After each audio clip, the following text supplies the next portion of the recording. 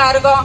ஒரு மன வளர்ச்சி குன்றிய ஆளையோ இல்லை குழந்தையோ பார்த்துக்கணும்னு சொன்னால் அந்த அம்மா எங்கேயுமே வீட்டை விட்டு வெளியில் போக முடியாது. அவங்களோட நிலவரம் அந்த மாதிரி. அப்போ அவங்களுக்கும் சேர்த்து நம்ம பார்க்க வேண்டியது அரசோட கடமையா இல்லையா? பேரில் மட்டும் ஒரு 1000 ரூபாய் போட்டு வச்சுட்டு அது லைனில் இருக்காங்க, அந்த பிரகாரம் தான் உங்களுக்கு வரும் அப்படின்னு சொல்கிற பதிலை மட்டும் கொடுத்துக்கிட்டு இருந்தால் போதுமா? இந்த 1500 ரூபாயே பதிவு பண்ணிட்டு அரசாங்கம் சொல்லக்கூடிய கணக்கே ரொம்ப கம்மி. அவங்க புள்ளிவிவர கணக்கில் மாற்றுத்திறனாளிகளோட கணக்கு ரொம்பவே கம்மி. அந்த கம்மியிலேயே பதிவு பண்ணவங்க இன்னைக்கு எவ்வளோ பேர் காத்துக்கிட்டு இருக்காங்க.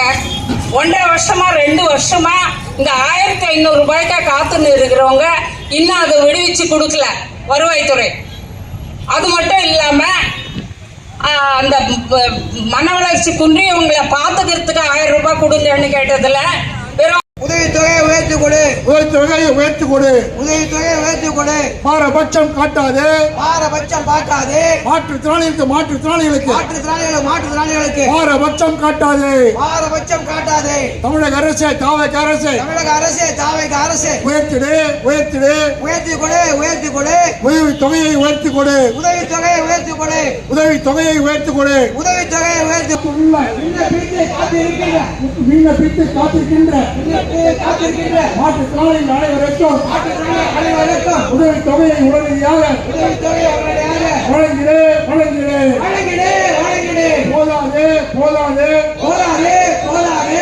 1500 ஏமாத்திரம், 1500 ஏமாத்திரம். உயர்த்தி கொடு உயர்த்தி கொடு உயர்த்தி கொடு, உதவித்தொகையை உயர்த்தி கொடு என்று சொல்லி ஆர்ப்பாட்டம், என்று சொல்லி ஆர்ப்பாட்டம், மாற்றுத்திறனாளிகள் ஆர்ப்பாட்டம், மாற்றுத்திறனாளி ஆர்ப்பாட்டம், தமிழகம் தழுவிய ஆர்ப்பாட்டம், தமிழகம் தழுவிய ஆர்ப்பாட்டம். வெல்லட்டும் வெல்லட்டும் வெல்லட்டும் வெல்லட்டும் வெல்லட்டும் வெல்லட்டும்.